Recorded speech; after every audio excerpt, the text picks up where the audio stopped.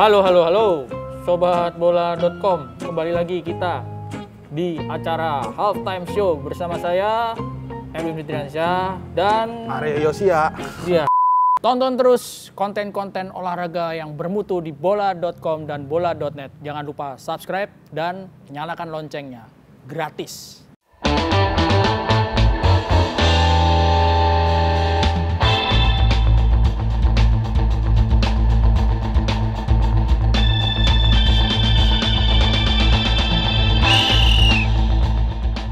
Ini akhirnya kita syuting offline, ya. Ditemani burung, Mana ditemani burung? pohon. Lebih Jadi segar lah. terakhir kita offline itu tahun 2020 awal. Ini sekarang udah hampir selesai 2021. Karena kita syuting offline, jadi kita harus pakai masker, ya. Nggak bisa ngelihat muka kita. Jadi Muka selama ini kita yang online. ganteng ini. Selama ini kita online. Ngaku. Kelihatan mukanya, sekarang offline harus pakai masker. Mau ngomongin apa nih kita hari ini? Ngomongin, ini ngomong-ngomong baju lo ini banget ya. Ngomongin baju lo aja dulu gimana? Ini sebuah band. Kita ngomongin band atau ini sih? Ini. Alice in Chains. Ini kaos kakinya canggih banget nih, lihat nih. Aduh. Rainbow Warrior nih. Ya generasi menolak tua, bro. Oh iya. Benar. Kita ngomongin AFF dong. Yo, jangan ngomongin musik. Kalau ngomongin musik terlantur kita. Kita ngomongin AFF, Piala AFF. Piala Dunia Asia Tenggara. Asia Tenggara. Nah, kita yang mau kita ngomongin apa dulu? Flashback ya. Flashback lah. Kan kita mau main nih, Indonesia Kalau mau main. kita ngomongin timnas Indonesia, kita punya kutukan tuh, bro. Iya, dari Spesialis gagal juara melulu, Iya. runner up dan runner dari up. tahun 96. 96 sampai terakhir kemarin 2018, ya kan. Kita Final aja ya, mentok ya. final tahun 2000, 2004, 2010, 2016. Gitu kan. 4 kali tapi gagal terus gitu kan. 4 kali apa 5 kali nih? 5 kali sama apa lagi tuh? Jadi kita gagal terus, nggak pernah juara. Negara lain yang kuat-kuat di ASEAN sudah pernah juara semua. Bahkan Singapura, Thailand, Iya. Singapura, Malaysia, Vietnam terakhir. Iya. Makanya. Indonesia doang yang belum pernah juara. Iya. Indonesia belum pernah juara barengan sama siapa? Brunei, Myanmar, Kamboja. Yang paling telak sih menurut gua. Laos. Ntar dulu. Apa lagi? Timor Leste. Ini sama sama Indonesia, belum pernah juara. Berarti selevel kita. Wah, Satu level kalau itu. siap-siap dibully lo sama netizen. Nggak apa-apa, emang kenyataannya begitu. Pahit lah ya. Iya. Ya gue sih yang paling ngenes tuh yang 2018. 2018. Karena kita nggak sampai lolos sampai semifinal loh, penyisian doang. Sama kayak 2012, Iya, itu juga parah. waktu ada tuh. dualisme. Dualisme. Iya, tapi kemarin itu kan agak ironis. 2016 kita final dengan euforia yang begitu tinggi. 2014 juga loh, nggak lolos loh. Itu Alfred Riedel. Iya. Gua ngeliput itu di Vietnam. Tapi intinya bahwa kita nggak pernah juara ya Nggak di pernah Piala juara. Dunianya Asia Tenggara. Padahal bisa dibilang Indonesia itu punya tim yang oke ketika tampil di Piala AFF. Ya. Tapi nggak pernah juara. Menurut lo tim yang oke, menurut lo nih ya, tahun berapa? Gue pribadi sih ngelihat tim yang paling oke menurut gue 2016. 2016. Pertimbangan sederhana. Main di Pakansari waktu itu ya? Pakansari. Finalnya ngelawan, bro. Kalau final yang lain gitu ya. Yang lawan lah, orang udah nyampe final, masa pasrah doang begini? Iya, maksud gue gini loh. Ketika lawan. di final-final sebelumnya ya gue ngelihat gitu ya, ya selalu kayak ngomongin 2010 gitu. Di final kan kalahnya telak dulu sama Malaysia 0-3. Padahal gue mau bilang tim terbaik kalau menurut gue 2010. 2010. Menurut lo itu nggak ngelawan ya? Nggak ngelawan. Kalah sama Malaysia. Oke, kita bahas Malaysia dulu. kalah 1-5. Kita bahas dulu 2016-nya. 2016 itu menurut gua gitu dengan keterbatasan waktu 2 bulan lah persiapan. Hampir mirip nih sama sekarang nih. 2 bulan kok terbatas tuh gimana? Mau berapa 2 bulan lagi? bulan enggak. Setahun persiapan untuk AFF doang. Maksud gua kan ya kalaupun setahun kan on off gitu kan. On off misalnya lagi libur kompetisi, Oke. dia latihan. Ini kan enggak Gue ikutin aja deh. Ya, 2 bulan plus pemain cuma 22. Sama persis sama yang kayak sekarang begini. Persis. Iya. Persis Solo dong. Percis. Iya, artinya dengan modal yang maksudnya dulu kita nggak unggulan kan habis di-ban sama FIFA kan. Iya. Nggak hitung lah pokoknya ini Indonesia kompetisinya nggak jalan dan macam-macam. Tapi ternyata dia masuk final. Masuk final. Walaupun di awalnya kan kalah sama Thailand kan waktu itu 4-2 gitu kan. Tapi menurut gua ya pas di the best. final Mereka menang menang di sini. Iya, final kita melawan Thailand menang kita 2-1 di Pakansari. Kalau tapi akhirnya kalah juga. Gua nonton tuh waktu di Thailand itu. Iya. Nah, kalau gua punya pilihan mungkin agak beda sama lu, bukan mungkin ya, beda sama Masih lu. beda. Tim yang gua pilih itu bagus di babak penyisian, babak semifinal oke, kacrutnya Katro di final. Iya. Nah, Ada 2 tim kalau menurut gua, 2010 sama 2004 ya. Kalau 2004 itu kan zamannya Kurniawan, Ilham Jaya Kusuma. Peter Witt waktu itu pelatihnya. Ya, ada Boas ya, Boas baru muncul. Itu top banget tuh kalau menurut gua. Tapi di final juga kalah akhirnya lawan Singapura. 2 leg kan. Di sini kalah, di sana Itu kalah. final yang menyesakan juga tuh karena kan si Boas tuh wonderkid yang waktu lagi menonjol di final dibabat kan yang pertandingan pertama tuh akhirnya pertandingan kedua dia nggak bisa main cedera parah kan. Lu ngeliput kan? Liput. Sampai pas Boas di jampi-jampi nih ya. Waktu Boas di jampi-jampi sama pendeta diobatin secara spiritual ya. Ada nih dia nih. Iya. Ini. Jadi tapi doanya kayaknya kurang kuat tuh. Itu gua gara-gara lu kali ya jadi nggak sembuh. Ada gua. Gini, coba gua nggak hadir. Akhirnya nggak sembuh itu kena sama Bayi Haki Kaizan ya. Iya dihajar kan gitu. Nggak bisa main. Habis itu 2010 bagus terus mainnya di sini kan. Malaysia dihabisi 5-1 di sini kan. Begitu main di final kita di sini 3-0 ya di Malaysia. Pas di sini kita cuma menang 2-1. Tapi memang gua kalau 2010 yang gua salut itu kayak titik balik buat timnas juga setelah Piala Asia 2007 ramai penonton. Itu kan rekor 2010 tuh. Penonton euforianya tinggi banget, tiket susah didapat. Karena itu awal-awalnya naturalisasi. Eloko waktu itu masuk naturalisasi, terus ada Irfan Bahdim. Irfan Bahdim tapi bukan naturalisasi ya. Nanti kita terangin tuh bedanya naturalisasi sama nanti ya terangin keturunan. Ya nanti lah, segmen selanjutnya aja. Kalau terangin sekarang besok bagaimana? Ya udah 3 malam dong. Segmen 2 ya, kita terusin. Masuk ke segmen 2. Ini sesuai dengan janji kita tadi. Ya, kita akan ngobrolin soal pemain naturalisasi. Nah, bedanya pemain naturalisasi. Waktu itu 2010 kan ya. Ada Christian Gonzalez sama Irfan Bahdim. Bedanya Gonzalez sama Irfan Bahdim apa? Irfan Bahdim tuh waktu diambil. Lihat ke sana, nggak usah jelasin ke gue. Lihatnya ke sana coba. Nggak, intinya gini lah, di naturalisasi itu harus dibedain tuh dengan pemain keturunan gitu kan. Irfan Bahdim tuh pemain keturunan Indonesia dan ibunya tuh kan Belanda, bapaknya Indonesia. Dan ketika di bawah usia 21 tahun, dia masih punya kesempatan untuk memilih paspor tuh, Win. Paspor atau paspor? Paspor, gitu kan.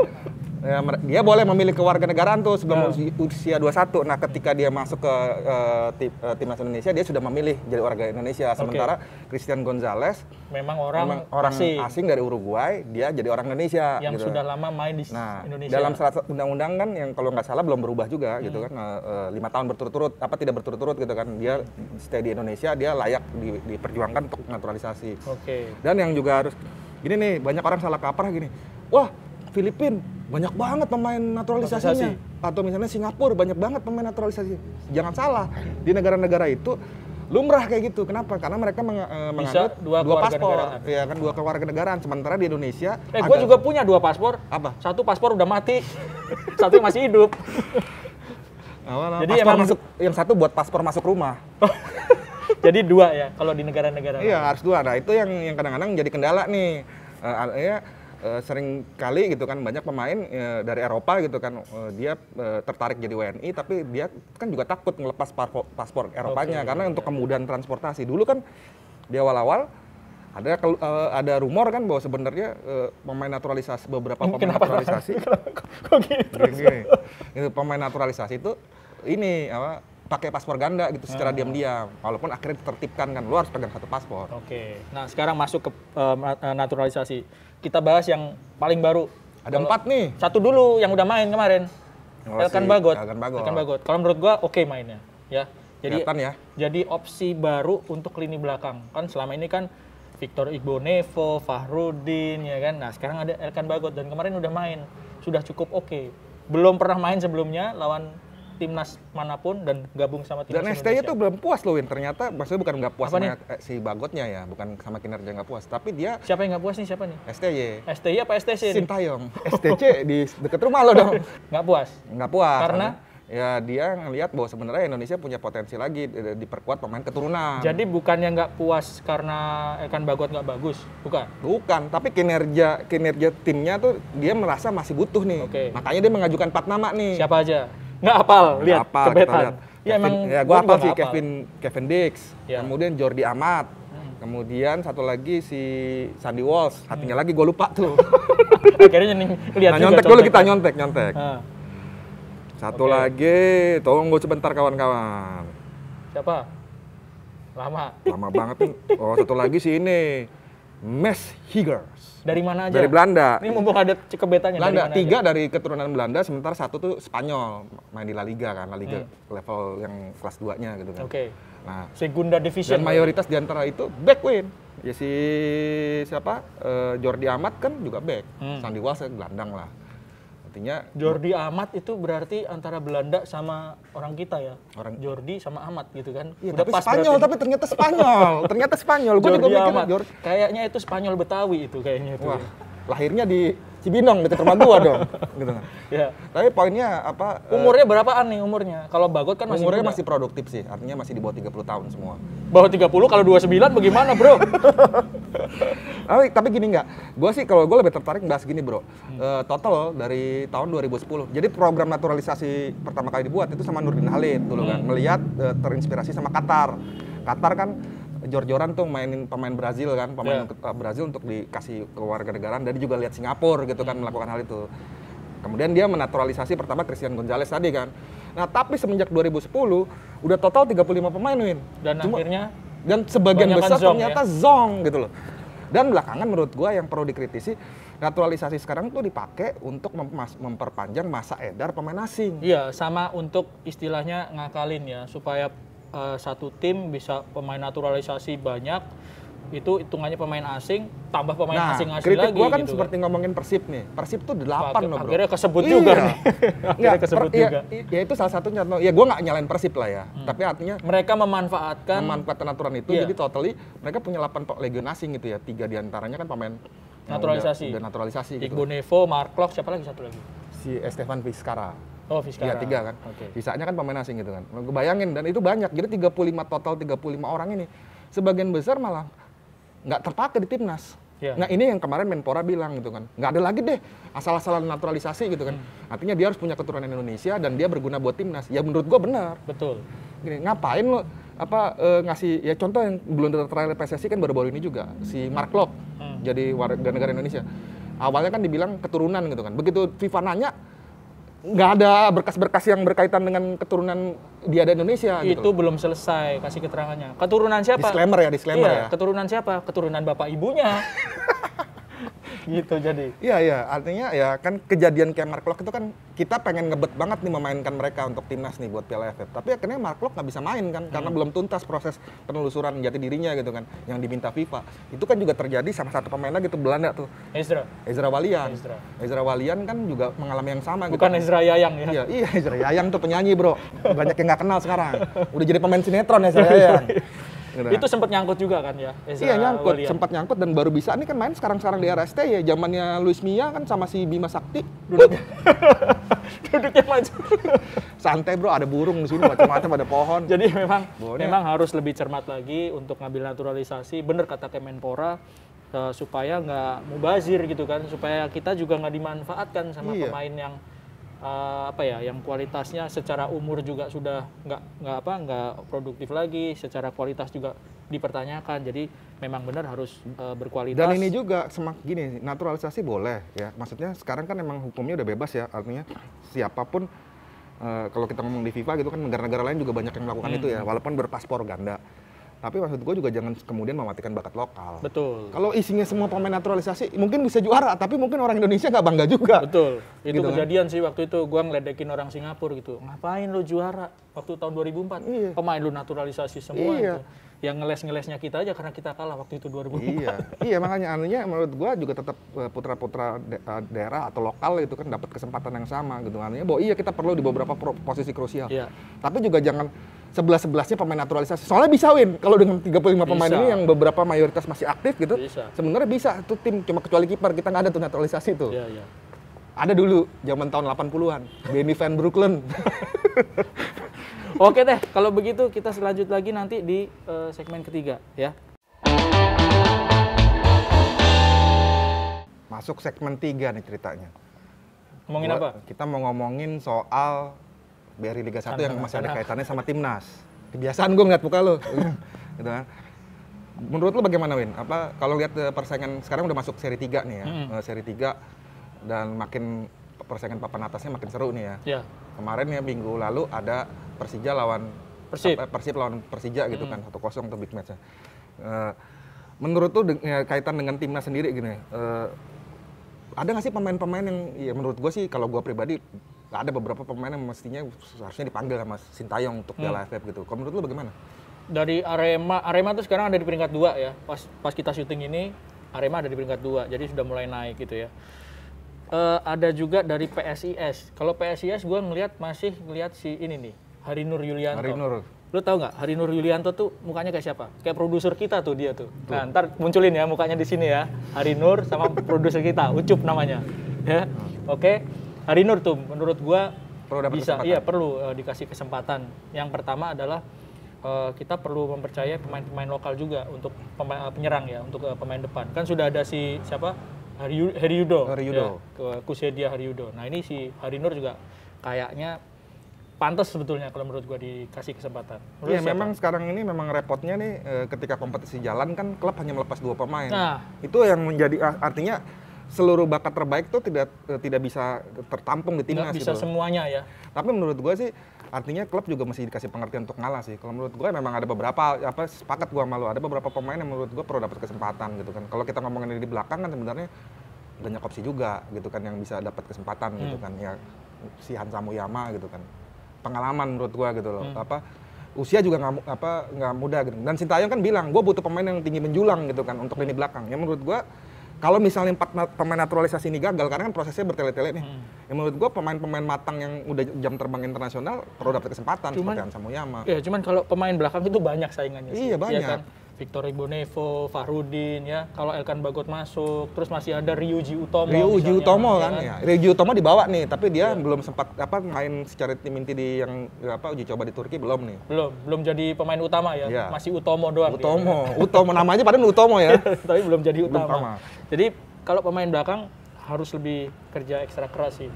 Kak, kalau kita bahas dengan kebijakan hanya 2 orang pemain yang maksimal dipanggil, ini sebenarnya kan juga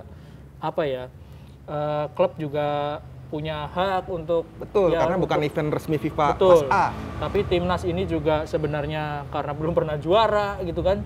Jadi harusnya diperkuat oleh pemain-pemain terbaik gitu. Dan lu juga masih inget tuh soal pemain naturalisasi. Belum tentu juga bisa main loh, Bro. Karena kompetisi Eropa lagi main. Iya, klubnya juga nggak langsung si Wolves kan kemarin wawancara sama Wolves siapa ini? Es krim. Sandy Walsh lah, nggak mungkin nyebut produk, kita belum ada sponsor udah nyebut produk. Orang sponsorin ya. Ya, dia bilang nih, gue senang jadi warga. Dia emang udah lama kan pengen jadi pemain yang main di timnas Indonesia. Cuma dia bilang, tapi apakah klub gue akan melepas buat Piala AFF? Karena Piala AFF itu bukan termasuk agenda A. Ini sebenarnya kita perlu ngomongin nih, klubnya apa sih sebenarnya? Twente.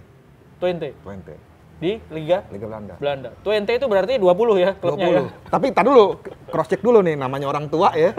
Bisa jadi. Ya memang benar sih, kita harus ingat bahwa klub luar negeri punya hak otoritas. Lu cek dong, ini gue sambil ngomong sambil cek gitu. Jadi memang punya otoritas untuk menolak untuk menolak melepas pemainnya karena ini bukan agenda resmi FIFA ya kan. Dan kita lihat, sekarang gue dicuekin nih, lihat nih, gue dicuekin. Ntar dulu, daripada kita ini ntar Thailand ya, sekarang pun juga udah nggak main di beberapa turnamen AFF, nggak main dengan skuad terbaiknya. Jadi pemain-pemain yang main di Korea atau Jepang itu beberapa kali memang nggak dipanggil untuk, ya kapasitasnya timnas kapten loh. Itu yang pemain-pemain yang ada di Korea sama di Dia main Jepang. Di ini sekarang bro, siapa? Belgia, Cafe, Mechelen. Mechelen. Iya, Mechelen.